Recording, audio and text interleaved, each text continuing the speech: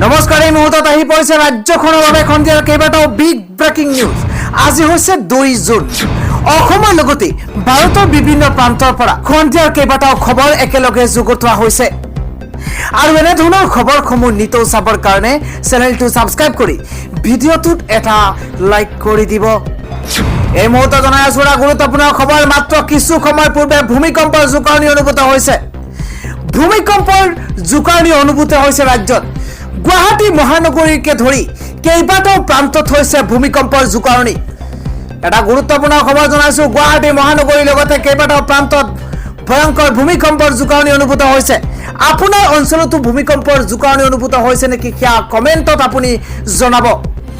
পৰৱৰ্তী গুৰুত্বপূৰ্ণ খবৰ হৈছে এইবাৰ প্ৰাক্তন প্ৰধানমন্ত্ৰী মনমোহন সিঙৰ এখন পত্ৰক লৈ এতিয়া দেশজুৰি তীব্ৰ চৰ্চা আৰম্ভ হৈছে।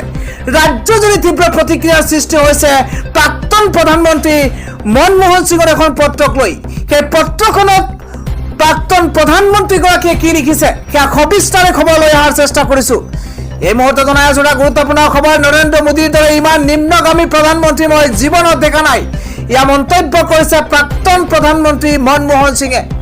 এটা গুৰুত্বপূৰ্ণ খবৰ জনাইছো। প্ৰধানমন্ত্ৰী নৰেন্দ্ৰ মোদীক এবাৰ ক্ষুদ্ৰ সমালোচনা কৰিছে প্ৰাক্তন প্ৰধানমন্ত্ৰী মনমোহন সিঙে।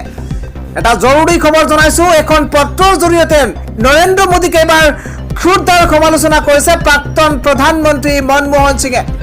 নৰেন্দ্ৰ মোদীৰ দৰে ইমান নিম্নমানৰ প্ৰধানমন্ত্ৰী মই জীৱনত দেখা নাই, এই মন্তব্য কৰিছে প্ৰাক্তন প্ৰধানমন্ত্ৰী মনমোহন সিঙে। প্ৰধানমন্ত্ৰীৰ পদমৰ্যাদাক তললৈ নমাই দিছে নৰেন্দ্ৰ মোদীয়ে, এই মন্তব্য কৰিছে প্ৰাক্তন প্ৰধানমন্ত্ৰীগৰাকীয়ে। নৰেন্দ্ৰ মোদীয়ে সকলো সময়তে নিকৃষ্ট আৰু ঘৃণামূলক ভাষণ দি থাকিল, যিটো অতি বিভাজনকাৰী ৰাজনীতি বুলি তেওঁ মন্তব্য কৰিছে। কেৱল এয়াই নহয়, প্ৰধানমন্ত্ৰীৰ পদৰ মৰ্যাদা হ্ৰাস কৰাৰ বাবে দেশৰ প্ৰথমজন প্ৰধানমন্ত্ৰী হৈছে নৰেন্দ্ৰ মোদী। তেওঁ কৈছে যে প্ৰধানমন্ত্ৰীৰ পদৰ মৰ্যাদা নিম্নগামী কৰিছে, হ্ৰাস কৰি পেলাইছে প্ৰধানমন্ত্ৰী নৰেন্দ্ৰ মোদীয়ে। এটা গুৰুত্বপূৰ্ণ খবৰ। দেশৰ আন কোনো প্ৰধানমন্ত্ৰী ইমান নিকৃষ্ট নাছিল বুলি তেওঁ ক্ষুদ্ৰ সমালোচনা কৰিছে বৰ্তমানৰ প্ৰধানমন্ত্ৰী নৰেন্দ্ৰ মোদীক। নৰেন্দ্ৰ মোদীয়ে মোক লৈ কৈছিল যে মনমোহন সিং নেতৃত্বাধীন কংগ্ৰেছ চৰকাৰৰ চকুৰ মণি আছিল মুছলমানসকল। সকলো সুবিধাতে মুছলমানক অগ্ৰাধিকাৰ দিয়া হৈছে, কিন্তু নৰেন্দ্ৰ মোদীয়ে কোৱাৰ দৰে মই জীৱনত কেতিয়াও এটা সম্প্ৰদায়ক আনৰ সৈতে পৃথকে দেখা নাছিলো। এয়া বিজেপিৰ বিশেষাধিকাৰ আৰু তেওঁলোক তাতেই অভ্যস্ত। কেৱল কংগ্ৰেছেহে দেশৰ উন্নতি আৰু প্ৰগতিশীল ভৱিষ্যতৰ নিশ্চয়তা দিব পাৰে। মই হাত জোৰ কৰি দেশবাসীক আহ্বান জনাইছো, শান্তি আৰু সাম্প্ৰদায়িক সম্প্ৰীতি ভাতৃত্ববোধৰ পৰিৱেশ ঘূৰাই আনক। এক প্ৰকাৰৰ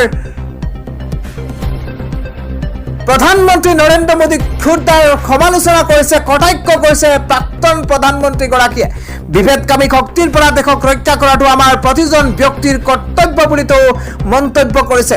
পত্ৰখনৰ এটা দৃশ্যাংশ দেখুৱাইছো, এয়া চাওক। এইদৰে মনমোহন সিং, প্ৰাক্তন প্ৰধানমন্ত্ৰী মনমোহন সিঙৰ তৰফৰ পৰা এই পত্ৰখন দিয়া হৈছে। আৰু সেই পত্ৰখনত এই খবৰ, এই যি উল্লেখ কৰা হৈছে, গোটেইখিনি কথা প্ৰকাশ কৰা হৈছে সেই পত্ৰখনত।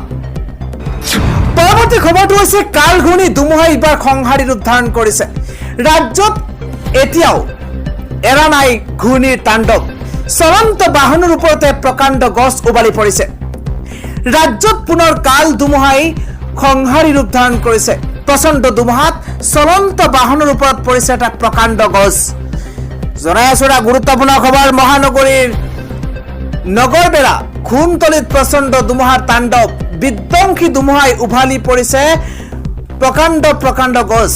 ৰাজপথেৰে গৈ থকা অৱস্থাতে 4চকীয়া বাহনৰ ওপৰত পৰিছে প্ৰকাণ্ড গছ। গুৰুতৰভাৱে আহত হৈছে বাহনখনৰ চালক ছফিউল আলী নামৰ এগৰাকী চালক।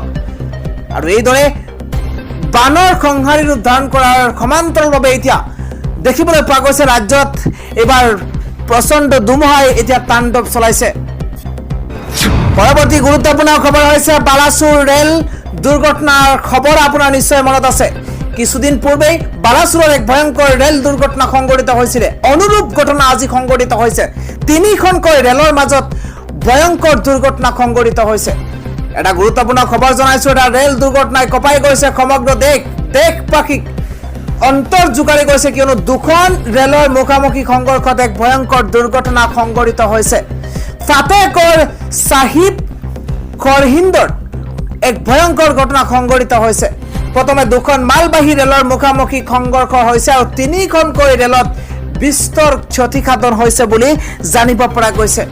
মালবাহী ৰেলৰ এটা ডবা বাগৰি পৰিছে আন এখন যাত্ৰীবাহী ৰেলত। অনুমান কৰক এই ভয়ংকৰ দুৰ্ঘটনাটো কিমানেই ভয়ংকৰ আছিলে। গুৰুতৰভাৱে আঘাতপ্ৰাপ্ত হৈছে দুইখন ৰেলৰ পাইলট।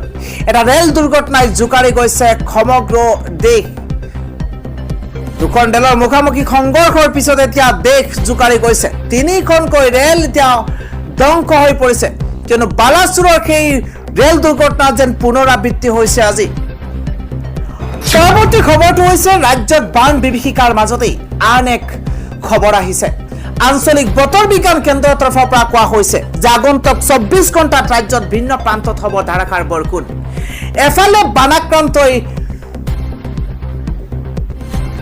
বানত ককবকাইছে, আনফালে ৰাজ্যৰ 24 ঘণ্টাৰ ভিতৰত প্ৰচণ্ড ধুমুহা আৰু বৰষুণৰ আগজাননীৰ পিছতে এতিয়া বুকু কঁপি উঠিছে বন্যাৰ্থৰ।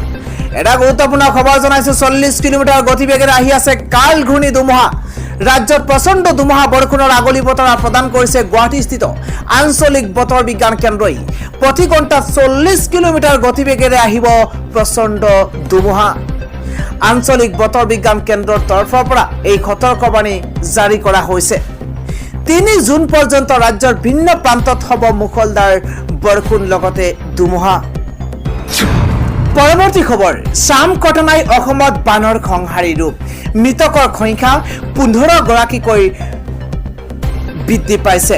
বিপদ ৰেখাৰ ওপৰেৰে বাগৰিছে তিনিখৰ নৈৰ জলপৃষ্ঠ। ৰেমালৰ পাছতে বৰষুণৰ ফলত অসমৰ সৃষ্টি হৈছে বান পৰিস্থিতিৰ, আৰু আজিও ক্ষান্ত হোৱা নাই বানৰ তাণ্ডৱ। মৃতকৰ সংখ্যা 15 গৰাকীলৈ বৃদ্ধি পাইছে। গাঁৱৰ পাছত গাঁও এতিয়া বানে উঠুৱাই নিছে অসমৰ। ৰাজ্যিক আৰু ৰাষ্ট্ৰীয় দুৰ্যোগ প্ৰশমন বাহিনীয়ে উদ্ধাৰ অভিযান অব্যাহত ৰাখিছে। মানুহৰ উপৰিও 89টা জীৱ জন্তু ইতিমধ্যে মৃত উদ্ধাৰ কৰা হৈছে। অসমৰ 3খন গুৰুত্বপূৰ্ণ নদী যেনে কুশিয়াৰাকে ধৰি কেইবাখনো নৈৰ জলপৃষ্ঠ এতিয়া ফেনে ফুটুকাৰে বৃদ্ধি পাইছে। বিপদ সীমাৰ ওপৰেৰে বাগৰিছে পানী। আন এটা খবৰ, এক শোকাবহ ঘটনা। বনৰীয়া কাঠফুলা খাই 3গৰাকীকৈ শিশুৰ মৃত্যু হৈছে। জনাই আছো এটা গুৰুত্বপূৰ্ণ খবৰ। কাঠফুলা খাই 3গৰাকীকৈ নাবালক শিশুৰ কৰুণ মৃত্যু হৈছে। মেঘালয়ৰ পশ্চিম জয়ন্তীয়া পাহাৰৰ দাঁতিকাষৰীয়া অঞ্চলত এক ঘটনা সংঘটিত হৈছে, কিয়নো বিষাক্ত বন্য কাঠফুলা সেৱন কৰি 3টাকৈ নাবালক শিশুৰ মৃত্যু হৈছে। পৰৱৰ্তী খবৰ, অৰুণাচলত পদুম ফুল ফুলিছে। পুনৰ 4খনত জয়ী হৈ 45খন আসনত অগ্ৰগতি এইবাৰ বিজেপিৰ। অৰুণাচলত বিজেপিৰ জয় জয় ময় ময় অৱস্থাৰ সৃষ্টি হৈছে। পুনৰ ৰাজ্যখনত 4খন আসনত জয়ী হৈছে বিজেপি। পূৰ্বৰ 10খনৰ সৈতে এতিয়াও 14খন আসনত বিজয় সাব্যস্ত বিজেপিৰ। 14খন আসনত জয়ী হোৱাৰ উপৰিও আৰু 31খন আসনত আগবাঢ়িছে এইবাৰ বিজেপি। ইফালে এখন আসনত জয়ী হৈছে নিৰ্দলীয় প্ৰাৰ্থী। মুঠ 45খন আসনত অগ্ৰগতি লাভ কৰিছে বিজেপিয়ে।